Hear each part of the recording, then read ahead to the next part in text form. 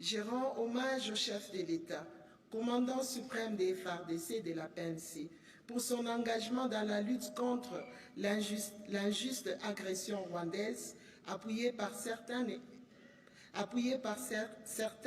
renégats. Je salue son leadership visionnaire, son courage politique et ses nombreuses victoires renégats. Je salue son leadership visionnaire, son courage politique et ses nombreuses victoires diplomatiques qui ont hissé notre pays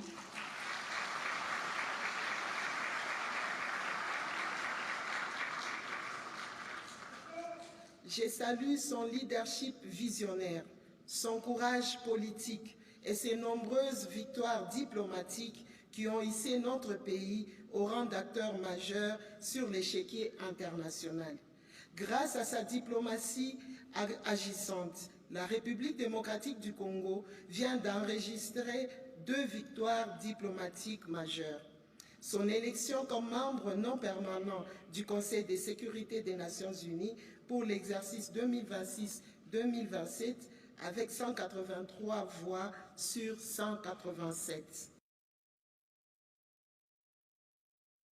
Son élection comme vice-président de la 80e session de l'Assemblée générale de l'ONU qui s'ouvrira le 9 septembre prochain. Je vous invite à acclamer ses exploits.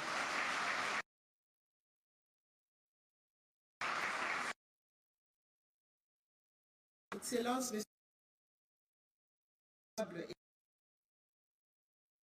le Lualaba est très honoré aujourd'hui. La République tout entière le regarde comme une lampe allumée et votre présence à cette 12e session témoigne de votre implication au nom de toute sa population en mien propre. Je vous dis merci beaucoup.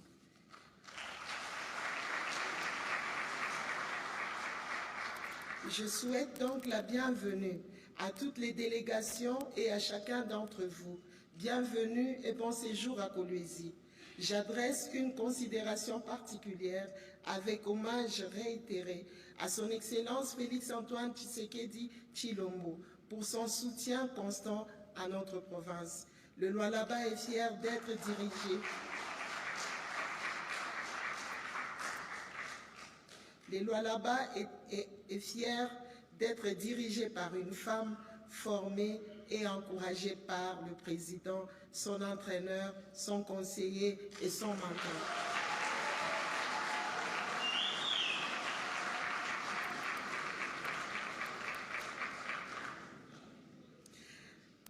Ne vous fatiguez pas. Je vous prie respectueusement d'applaudir notre premier citoyen, affectueusement appelé Fachi Béton.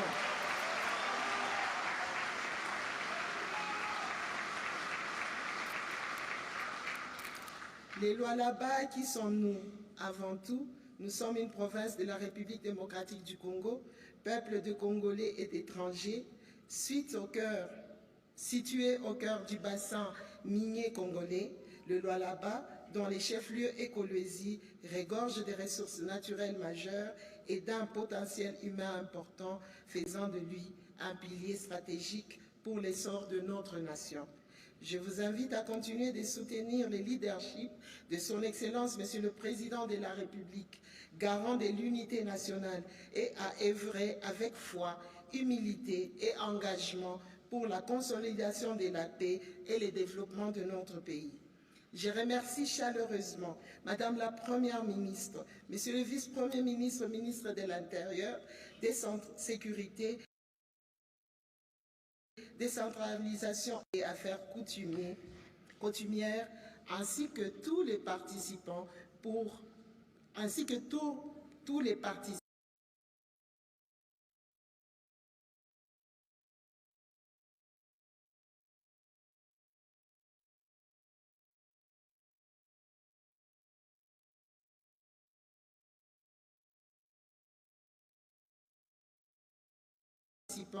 pour votre présence, leur engagement et leur contribution au succès de cette conférence. Au nom du peuple hospitalier du Lualaba, je vous souhaite la bienvenue chez vous, dans cette ère d'espérance et d'opportunité. Encore une fois, bienvenue. Welcome. Karibu, karibu, karibu sana Lualaba, karibu hapa Lualaba, karibu kwetu Lualaba, kwenu tena. Je vous remercie et que Dieu nous bénisse tous. Bienvenue de la gouverneure Fifi Masuka Saïni, à tous les invités, notamment au président de la République, chef de l'État, président de la conférence. Nous invitons Monsieur le gouverneur de la province du Haut-Katanga pour le mémorandum des gouverneurs. Jacques Kabula Katwe, nous l'avons dit, c'est le doyen des gouverneurs de province. Il dirige de main de maître la province du Haut-Katanga qui est aussi un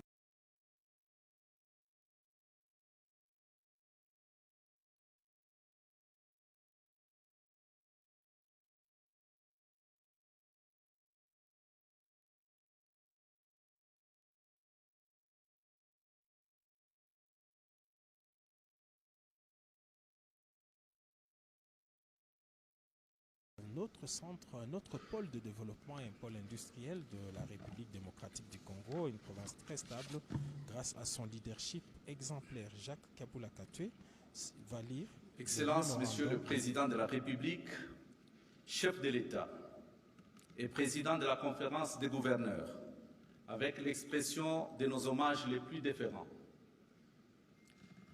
À l'occasion de l'ouverture de cette 12e session de la conférence des gouverneurs qui se tient dans cette belle ville de Kolwezi, sous votre leadership inégalé, les gouverneurs des provinces vous félicitent pour toutes les victoires remportées sur divers fronts, notamment devant le Conseil des droits de l'homme et le Conseil de sécurité des Nations Unies, pour les avancées significatives observées dans la recherche des solutions face à la guerre injuste imposée à notre pays et pour la réunification du territoire national. Les gouverneurs des provinces constatent l'inexécution de la très grande majorité des recommandations des précédentes sessions de la conférence des gouverneurs. Quelques-unes sont épinglées ici. La non-opéralisation de la Caisse nationale de péréquation, organe pourtant institué pour corriger progressivement les inégalités entre les provinces et entre les entités territoriales décentralisées. Ce point est le premier objectif de l'axe stratégique 533 du programme d'action du gouvernement, étant donné que les actions à mener exigent des moyens financiers adéquats. 3. La tendance pour certaines assemblées provinciales de déstabiliser les exécutifs provinciaux par l'usage abusif d'émotions.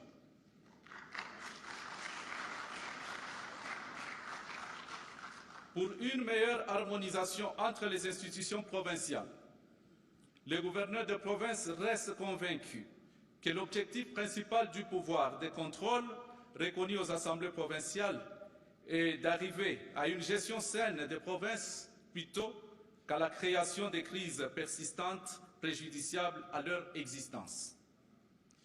Les gouverneurs de province sollicitent également le paiement régulier des émoluments des honorables députés provinciaux.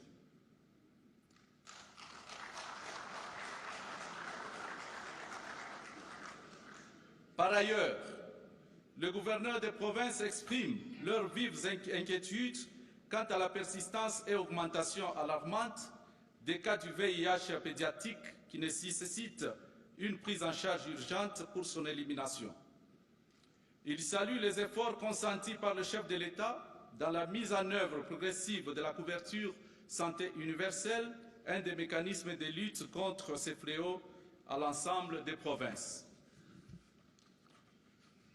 Tout en vous remerciant pour l'attention constante que vous avez toujours apportée aux préoccupations des provinces, le gouverneur de province réaffirme leur soutien aux actions menées par votre haute autorité en vue de la restauration de la paix sur l'ensemble du territoire national.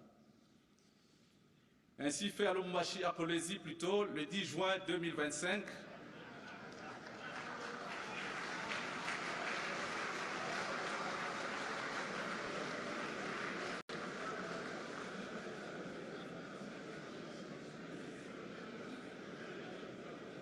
Comprenez mon émotion. Fait à Kolwezi le 10 juin 2025 pour le collectif des gouverneurs Jacques Yaboula, vice-doyen.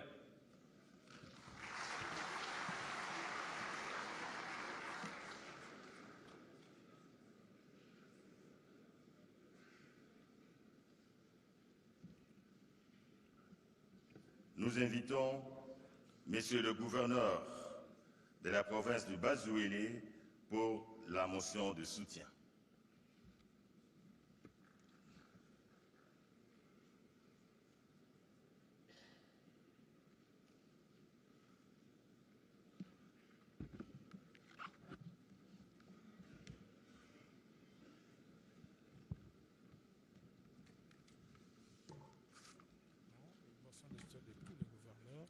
Motion de soutien au président de la République, chef de l'État. À son Excellence, Monsieur le Président de la République, chef de l'État, président de la conférence des gouverneurs de province, avec l'expression de nos hommages les plus déférents.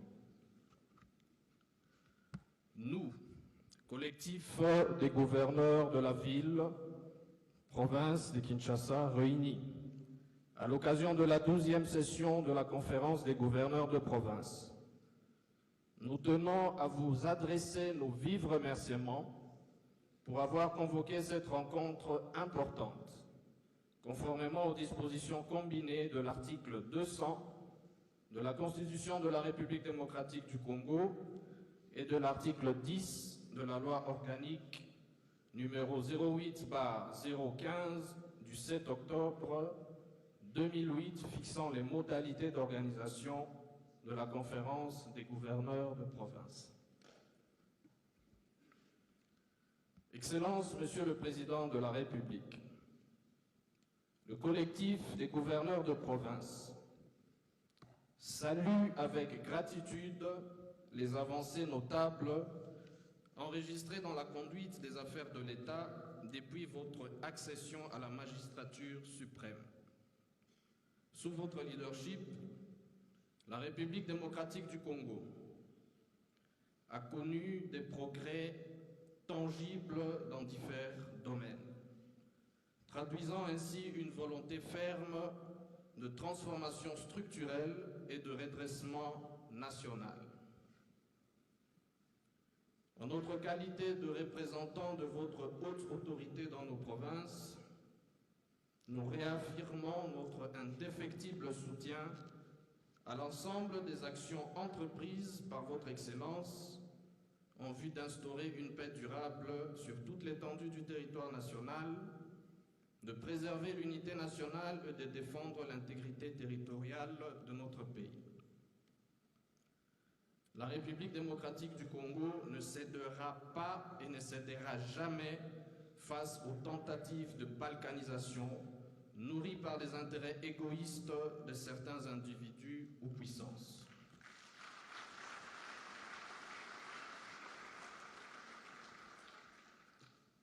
Nous vous félicitons avec force pour les victoires diplomatiques et politiques majeures enregistrées sous votre impulsion, notamment l'élection de notre pays comme membre non permanent du Conseil de sécurité des Nations Unies. Ce succès témoigne du rayonnement international retrouvé de notre pays grâce à votre diplomatie agissante.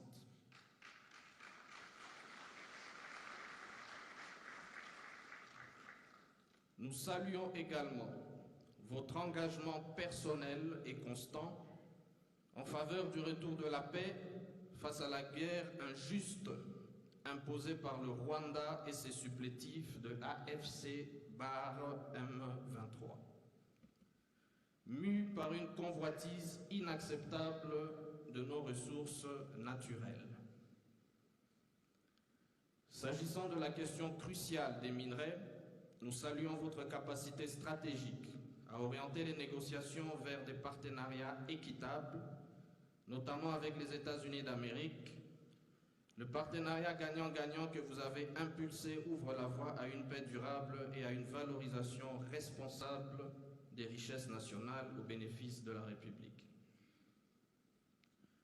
Dans cette perspective, quoi de plus normal que nos ressources minières, hier source de conflits, deviennent aujourd'hui vecteurs de paix et de développement.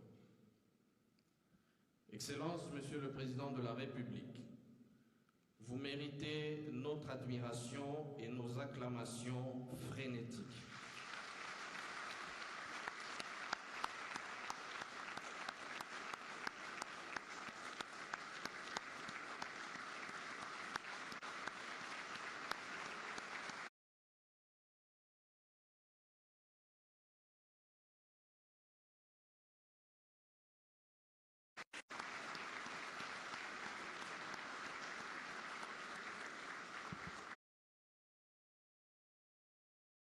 Merci.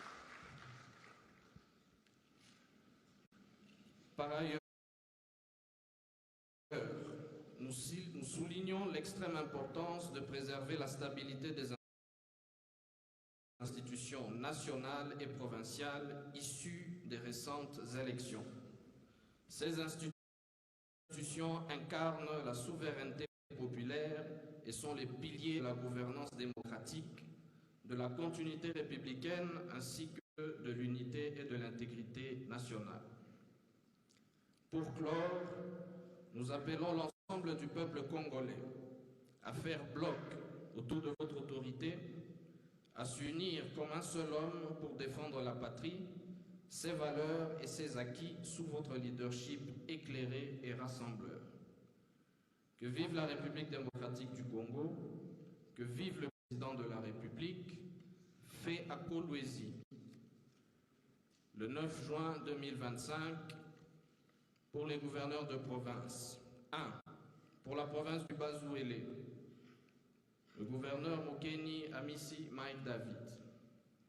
2. Pour la province de l'Équateur, le gouverneur Bolumbu Bobo. Pour la province du Haut-Katanga, Kiabula Kwate Jacques. Pour la province du Haut-Lomami, Banza Mouloumé Marmont. Pour la province du Haut-Ouélé, Bakomito Ngambu Jean.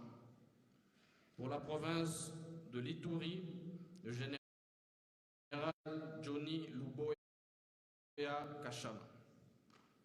Pour la province du Kasaï, le gouverneur Mukendi Bukasa Crispin. Pour la province du Kasaï central, le gouverneur Kamboulou Joseph Bis. Pour la province du Kasaï oriental, le gouverneur Kayemba Moulé Méné. Pour la ville-province de Kinshasa, le gouverneur Bumba Daniel. Pour la province du Congo central, le gouverneur Swangi Bilolo Grasse. Pour la province du Kwango, le gouverneur Lusunji Willy. Pour la province du Kwilu, le gouverneur Philippe Akamituna. Pour la province de l'Omami,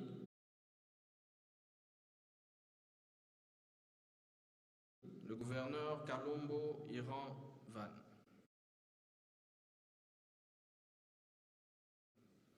Pour la province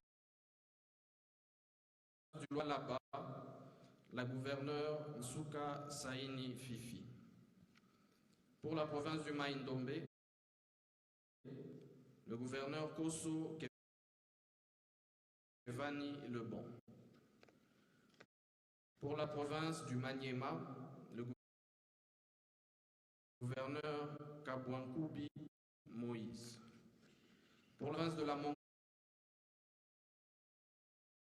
Mongala, le gouverneur Papekaka Jean Collins.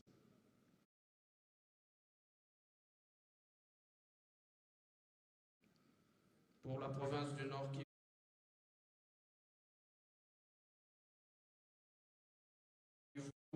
le général-major Somo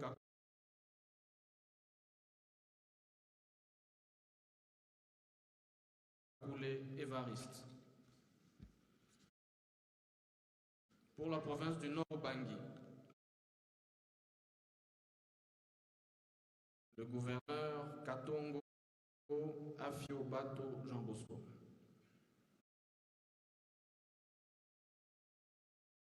Pour la province du Sankourou, le gouverneur Esindo Martin.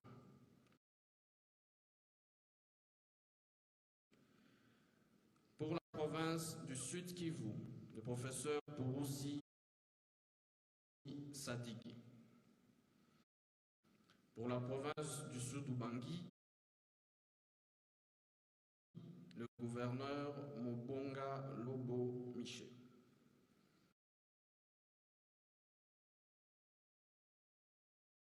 Pour la province du Tanganyika, le gouverneur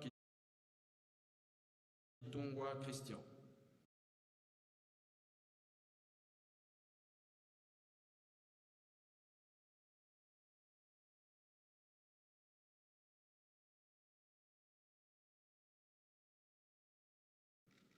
Pour la province de la Chopo,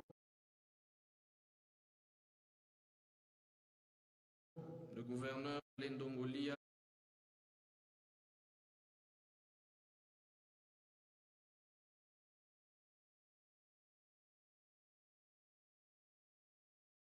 les Babonga Paulin.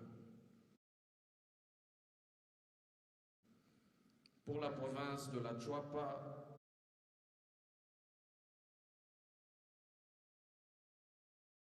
le gouverneur Yambe Itoko Armand.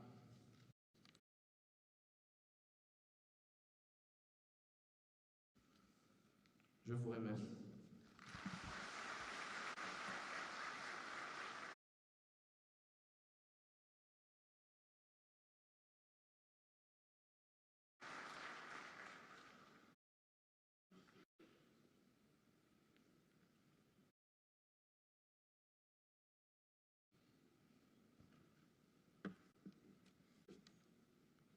Très respectueusement, nous invitons Son Excellence, Monsieur le Président de la République, chef de l'État, pour son discours.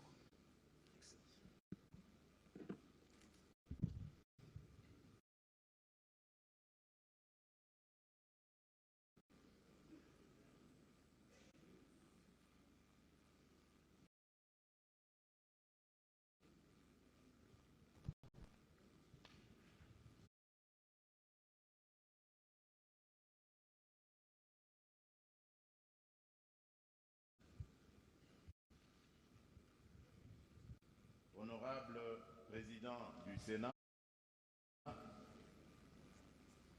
Honorable Président de l'Assemblée nationale ici représenté, Madame la Première ministre, chef du gouvernement, Mesdames et Messieurs les membres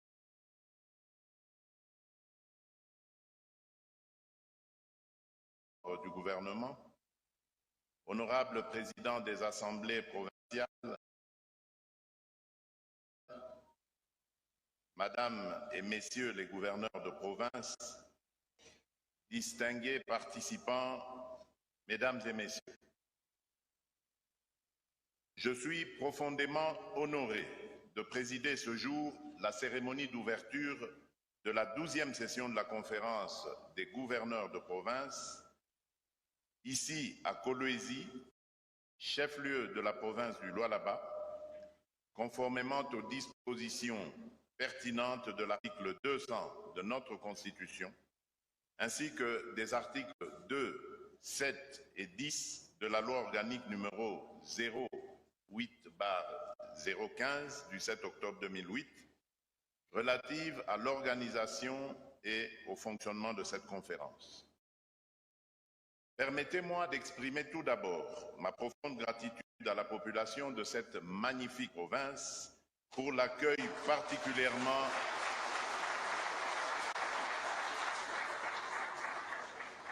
pour l'accueil particulièrement chaleureux qu'elle m'a réservé.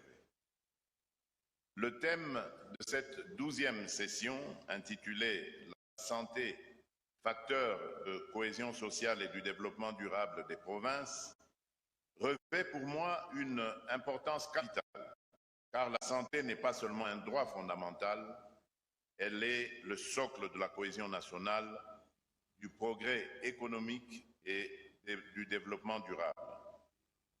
Elle symbolise notre aspiration collective à la justice sociale, à la dignité humaine et à la paix. Notre système de santé en République démocratique du Congo porte encore les stigmates des décennies de nos infrastructures de santé souvent insuffisantes, voire inexistantes dans certaines régions. Le manque de personnel qualifié, les épidémies récurrentes telles que le choléra, le paludisme, la rougeole, la méningite, le VIH-Sida ou encore le virus monkeypox et les difficultés d'accès aux soins, particulièrement dans les zones rurales et les régions en conflit, demeurent préoccupants. Les femmes enceintes, les enfants et les personnes âgées restent tragiquement les premières victimes de ces insuffisances, illustrées par des taux de mortalité maternelle et infantile encore beaucoup trop élevés. Face à ces défis, nous avons décidé de au cœur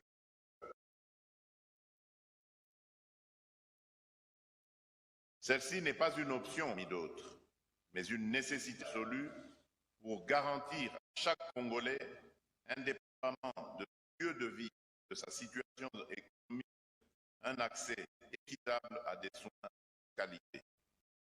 Elle s'inscrit en parfaite cohérence avec les objectifs de développement durable, notamment les ODD 3, 10 et 16, et vise à réduire les inégalités qui fragilisent nos provinces et compromettent notre cohésion nationale.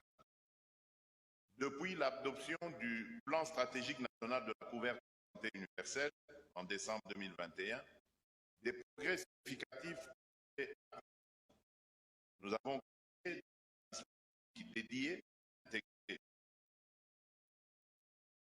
intégré la CSU dans notre cadre législatif avec ordonnance loi numéro 23/006 du 3 mars 2023 et la loi numéro 18/035 du 13 décembre 2018 et mise en place le Conseil national de la couverture santé universelle que je préside avec l'appui de Madame la Première ministre, de mon directeur de cabinet et de plusieurs membres du gouvernement. Au niveau provincial, les comités provinciaux de couverture santé universelle, placés sous votre responsabilité, Madame et Messieurs les gouverneurs, incarnent une gouvernance décentralisée ancrée dans les réalités locales. Depuis septembre 2023, la gratuité des soins maternels et néonatals, premier paquet de la CFE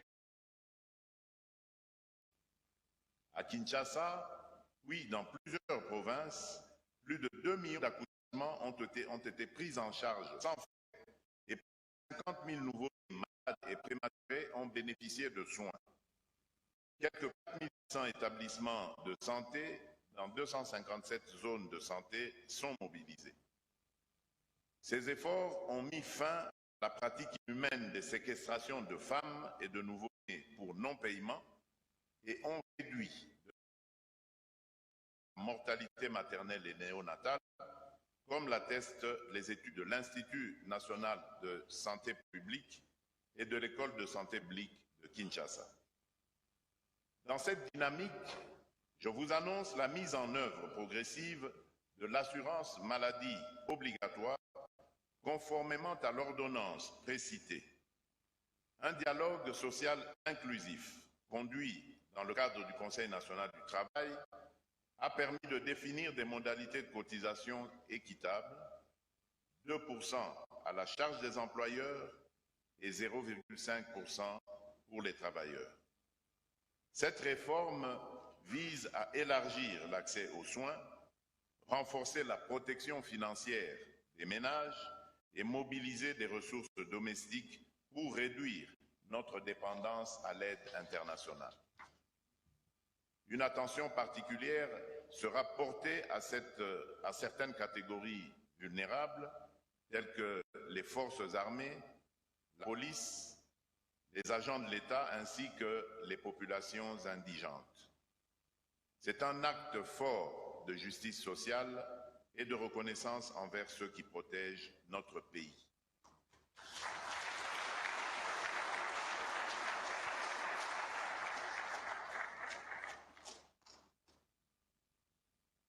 Mesdames et messieurs, Madame et Messieurs les gouverneurs de province, distingués participants, Mesdames et Messieurs, cette 12e session a pour but principal de discuter de l'importance de la couverture santé universelle comme un outil structurant pour améliorer la cohésion sociale, garantir la stabilité politique et diminuer les inégalités sociales au sein des provinces et des entités territoriales décentralisées, les ETD. Les échanges porteront sur les façons dont la CSU peut réduire les tensions sociales et promouvoir l'inclusion. On abordera également les différences en matière d'accès aux soins de santé et leurs répercussions sur le développement social. Enfin, des stratégies seront proposées pour diminuer ces inégalités grâce à la CSU. Votre rôle dans ce chantier national est crucial. Vous êtes les artisans directs de la CSU à travers les comités provinciaux que vous présidez. Je vous exhorte donc à intégrer systématiquement la santé dans vos politiques publiques, à mobiliser les ressources locales de manière transparente et à garantir une équité territoriale exemplaire. La participation active des communautés est indispensable pour assurer la durabilité de nos initiatives. Cette session devra être l'occasion d'échanger sur les défis et les opportunités liées à la vaccination, la nutrition, la planification familiale et les innovations dans le financement de la santé. La médecine communautaire, expérimentée avec succès depuis les années 1970 dans nos provinces, doit être valorisée pour renforcer notre système sanitaire. Nous devons également investir dans la modernisation de nos hôpitaux, finaliser la réforme hospitalière et promouvoir des partenariats publics-privés en intégrant les ONG, la société civile et les communautés bénéficiaires. Face aux défis sécuritaires, notamment à l'est de notre pays, la CSU devient aussi un acte de résistance sociale. Dans les zones affectées où les structures de santé sont détruites et les médicaments rares, la reconstruction par la dignité et la solidarité constitue une réponse à la guerre elle-même. Au-delà des frontières locales, la lutte contre les épidémies comme la rougeole, le choléra, le paludisme ou Ebola doit être une démarche communautaire et interprovinciale. La diplomatie sanitaire, en favorisant la coopération et l'échange d'informations, peut devenir un levier de paix entre nos provinces. Je tiens à saluer la tenue récente du 4e Forum national sur la vaccination, consacré à l'éradication des maladies comme la poliomyélite et la lutte contre la malnutrition et le cancer du col de l'utérus. Je félicite les gouverneurs pour leur engagement, renouvelé dans la déclaration de Kinshasa, notamment en matière de financement, de suivi et de redevabilité. À l'issue de cette session, les provinces les plus performantes seront honorées pour leur exemplarité. Enfin, il est temps que la santé cesse d'être perçue comme un privilège réservé à quelques-uns. Elle doit plutôt être un droit inaliénable garanti à chaque Congolais, quelles que soient ses origines sociales, religieuses ou ethniques.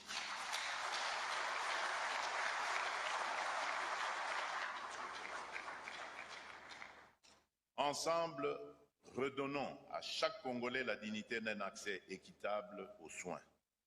Ensemble, bâtissons des provinces fortes, solidaires et prospères.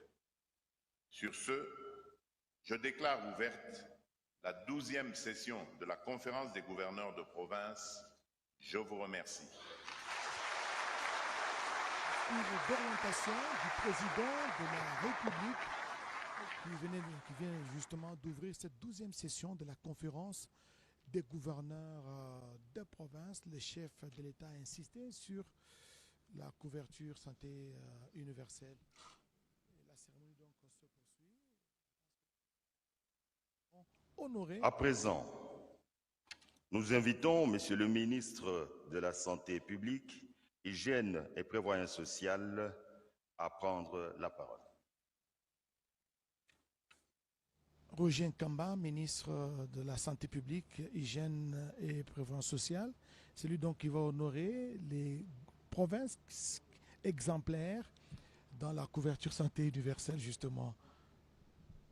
Excellence, Monsieur le Président de la République, chef de l'État, avec mes hommages les plus déférents.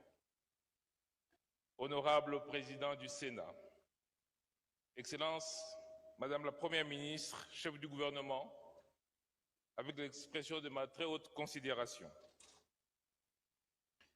Honorables députés et sénateurs nationaux, honorables présidents des assemblées gouvernementales,